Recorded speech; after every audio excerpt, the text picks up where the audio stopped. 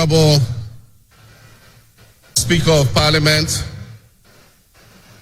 Honorable Members of Parliament, Her Excellency, the Vice President of the Republic of Ghana, Jane Nana Opoku-Agyeman, Her Ladyship, the Chief Justice, Your Excellency, Bola Ahmed Tinubu, President of the Federal Republic of Ghana, and special guest of honor for this occasion, Your Excellencies, Presidents, Heads of Government and Development Agencies, Your Excellency, Nana Addo Dankwa Akufo-Addo, and former Presidents, Your Excellency, Dr. Mahamudu Bawumia, distinguished invited guests, ladies and gentlemen, my brothers and sisters, I wish you a good morning, and we give thanks to the Almighty God on this occasion.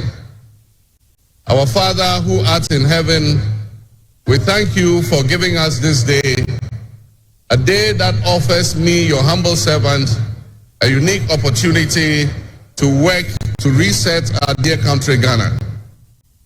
32 years ago, on January 7th, Ghana made its first and most successful democratic transition, a reset, with the swearing in of the newly democratically elected President, Jerry John Rawlings, of blessed memory. Our nation was returned to a multi-party democracy with a new constitution that went into effect, and the Fourth Republic was officially established.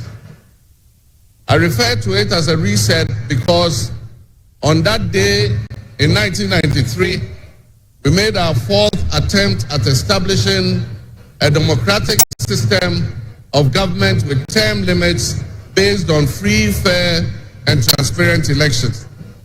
The handover of power on January 7th, 2001, between former President Jerry John Rawlings and at the time the newly elected President John Agyekum Kufuor, tested that reset, and our nation passed with flying colors. So today, with my induction as the new President of the Republic of Ghana, history is being made once again. And it is a history worth repeating every 4 years with each newly elected president. Today, we're also making a different kind of history, one that speaks to our maturity as a democracy, a nation of citizens enfranchised with the authority at the polls to determine their political future. Today's exercise between the outgoing President, His Excellency Nana Addo Dankwa Akufo-Addo, and I feels a bit like a deja vu. That is because on January 7th, 2017, we shared this same space and performed this same transitional exercise. At the time, I was the outgoing president, having served one term, and he was the incoming president, having been given a mandate by the people of Ghana to lead this great nation of us. He and I both understood on that day, as I'm sure we are today, that it is the people of Ghana that we are elected to serve. Somehow, it seems fitting that it is with Nana Akufo-Addo that I twice shared this stage and this unique historical distinction, because Nana Akufo-Addo and I began our national political careers in Parliament in the same year, 1996. He has always greeted me with warmth, a firm handshake, and a smile. And he is perhaps the only person in my life who has persistently chosen to call me Johnny. While we belonged to opposing political parties, we shared a sense of mutual respect. In those early days, we probably could not have imagined that destiny would bring us to the leadership of our respective parties and that we would have to face off 3 separate times as we each vied for the highest office of the land. Nana, as this will be our final meeting under these circumstances, and as I look back on the journey we have traveled together, 2 much younger men who entered Parliament together with the full head of black hair,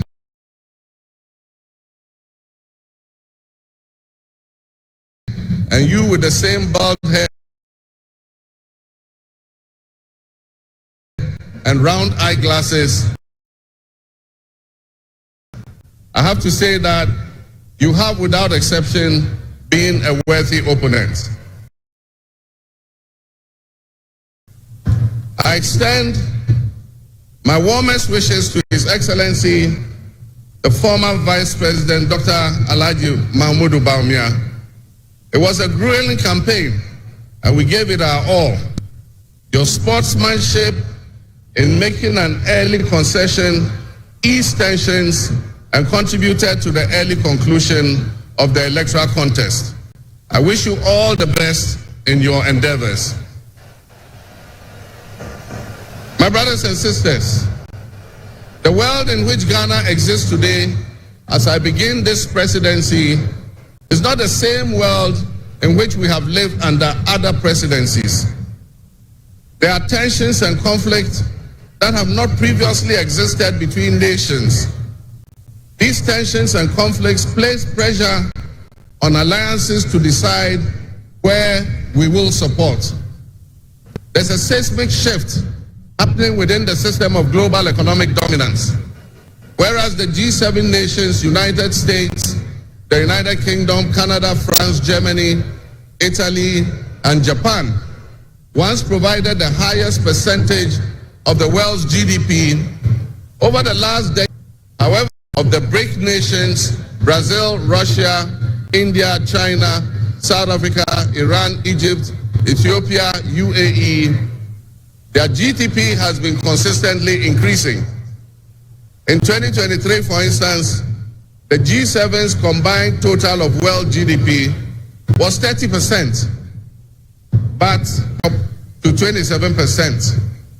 In 2023, the BRICS percentage of world GDP was 37.3%. And so what does this mean to us in Ghana? What could it mean to our economy? Where do we fit in this geopolitical maelstrom? Technologies such as artificial intelligence has taken us to new heights, social and personal security issues that we are not yet able to imagine. One example is the use of misinformation and algorithm manipulations on social media platforms to sway a particular group's sentiment towards or away from something. Now more than ever before, we need to strengthen our ties with our neighbors to ensure that we're working together to keep our sub-region safe. We stand in solidarity and work in alliance with all our neighbors in the sub-region. Recognizing the history of our borders, we also acknowledge that on the other side of our country's borders are our family members. They may be Ivorians, they may be Togolese, they may be Burkinabes, they may be Nigerians or Malians, but they are also Akans, they are Kasinas, they are Gwans, they are Ewes, they are Nzemes, they are Hauses, they are Moshis and Gurmes, because we are all part of one another, one big family. Warmer, Melfrost, there's a greater likelihood for viruses that have been frozen and thought to be extinct for decades, perhaps even centuries, to begin to spread and create another global pandemic. The changing climate conditions, increased population density in urban areas, and mass international travel are enabling existing viruses to spread and mutate at a faster and faster rate than they did before. This is a serious challenge.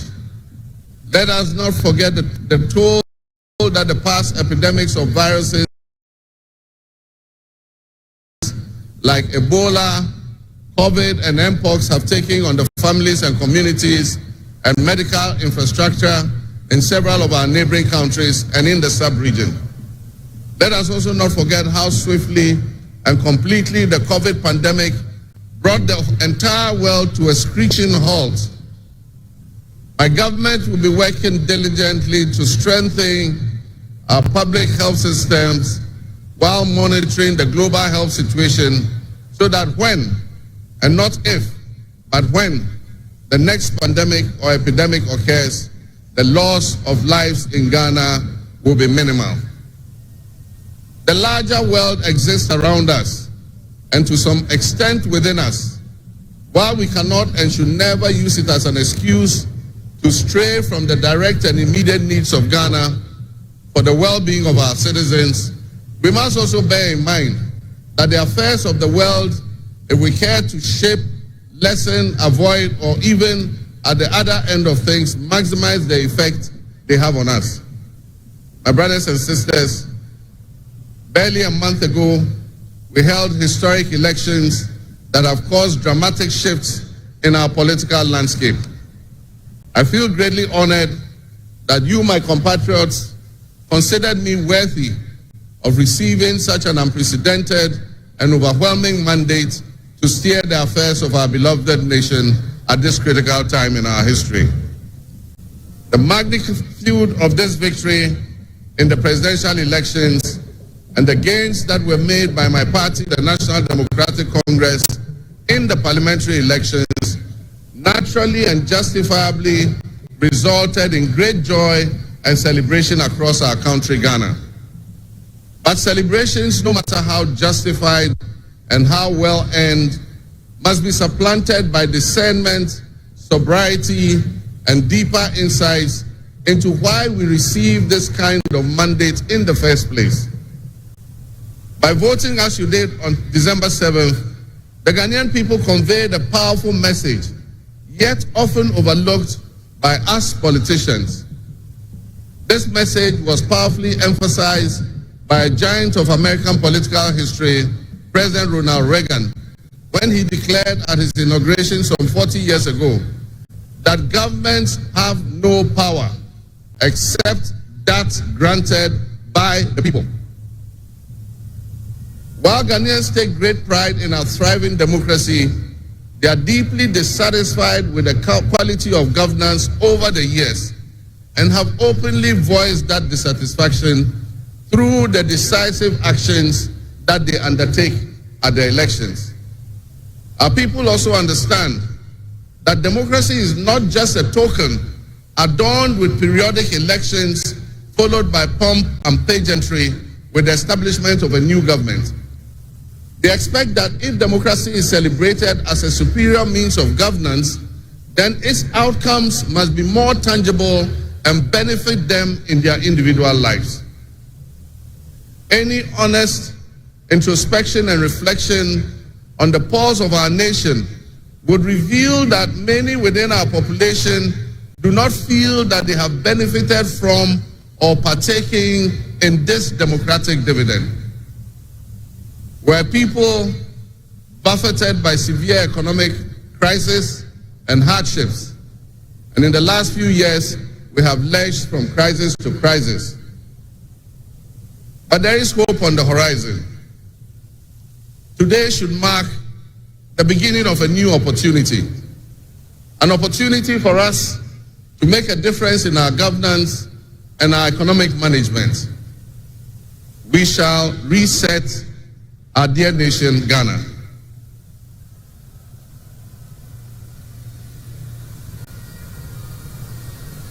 To the millions of my fellow countrymen and women who joined long queues and waited in the sun for their turn to vote for me, you have my sincerest thanks for honoring me.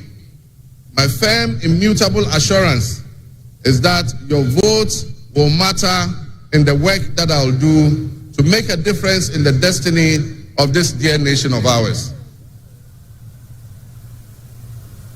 Your courage to bring change will not go in vain.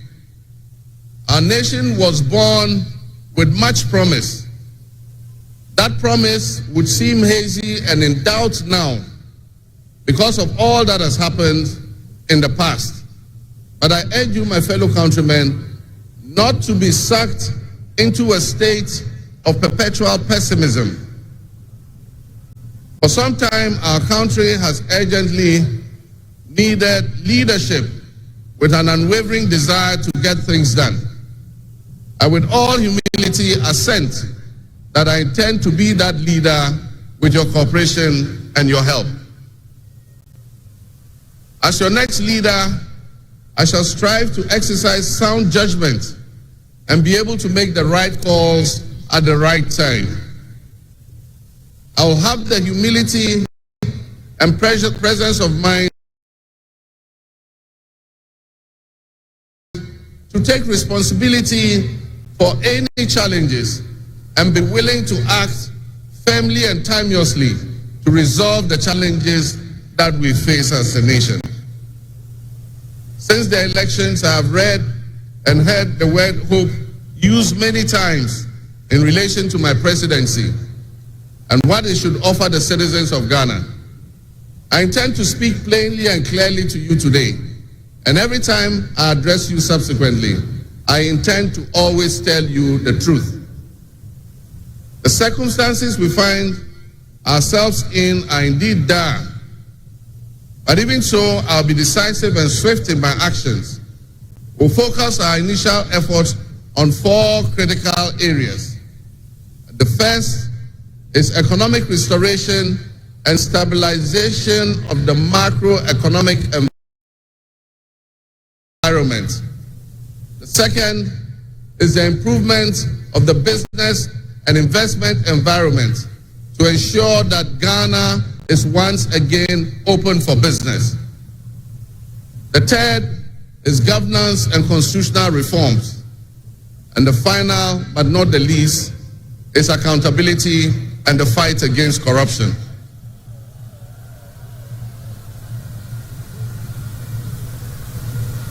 My brothers and sisters, actions have always spoken louder than words. With that in mind, I have entered into a covenant with you, the good people of Ghana, in which I have enumerated 26 actions that I'll take within my first 120 days. There is reason for hope, and there is every reason for hope.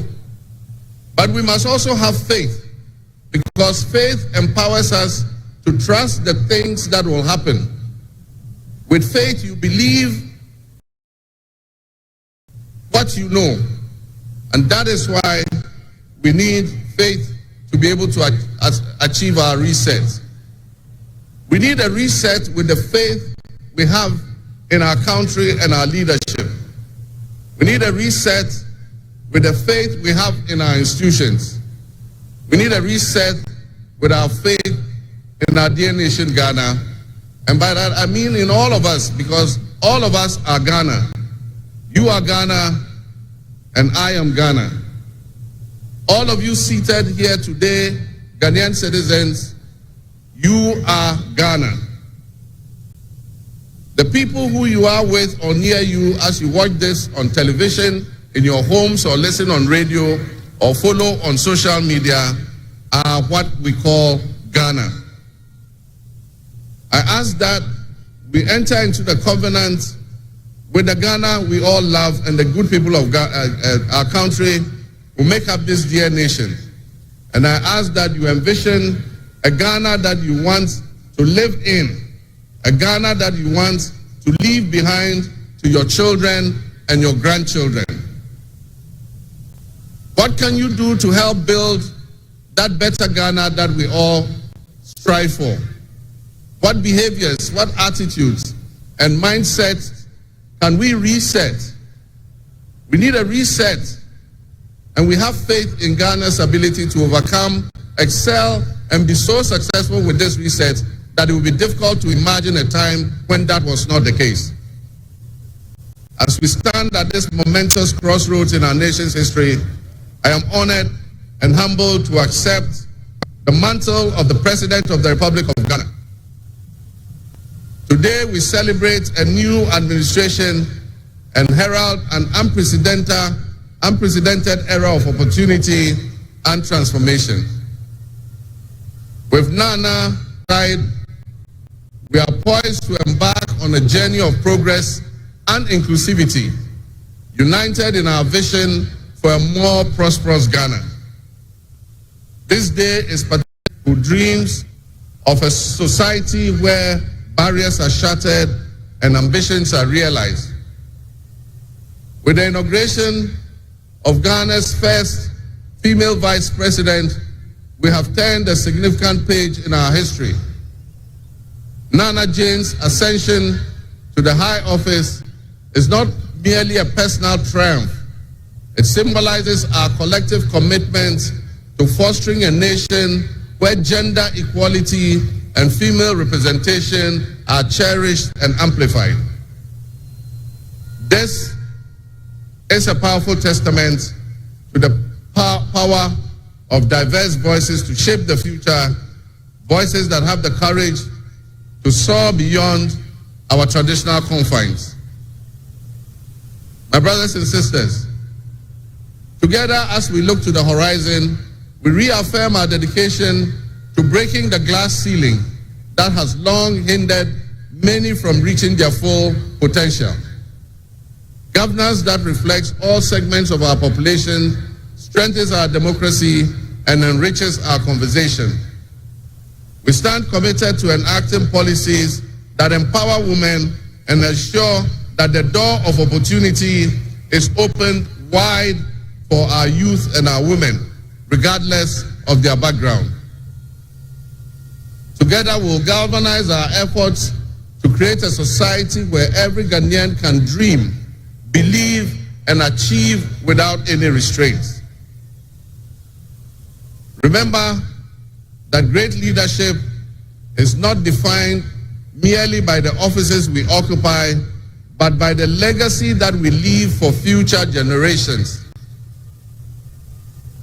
My administration, along with my Vice President, Nana Opukwa-Agyeman, will prioritize inclusivity, accountability, and innovation, forging pathways that would lead to the upliftment of all of our citizens. I'm profoundly grateful for this moment, a cornerstone in our journey towards a brighter future for Ghana. In this resounding victory, I see a clarion call, particularly from the youth of Ghana, a generation that is brimming with potential and dreams that are waiting to be realized. This moment is a powerful affirmation that your voices matter, that your aspirations are valid, and that your future must be our priority. We're committed to translating your hopes into action and creating opportunities for education, entrepreneurship, employment, and empowerment. Our policies will be tailored to sustain innovation and foster industry that engages today's young minds and equip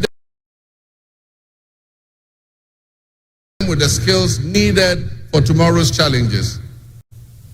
Together with the private sector and captains of business, we will create decent and well-paying jobs. As we embark on this new chapter, I assure you that our decisions will champion diversity in all facets of governance, ensuring that every Ghanaian, regardless of your ethnicity, your gender, your age, your religion, or any background, will have the opportunity to contribute to our nation's story. Ghana's youth represent the heartbeat of our democracy. Their ambition will drive our policies as we strive to create an inclusive, equitable society where everyone has a seat at the table. Our vision hinges on the introduction and implementation of a 24-hour economy. We envisage an innovative and vibrant 24-hour Ghanaian economy, which will also be anchored in agriculture and agribusiness. This innovative approach would unlock potentials that have long remained dormant, enabling us to harness the energy and creativity of all our people.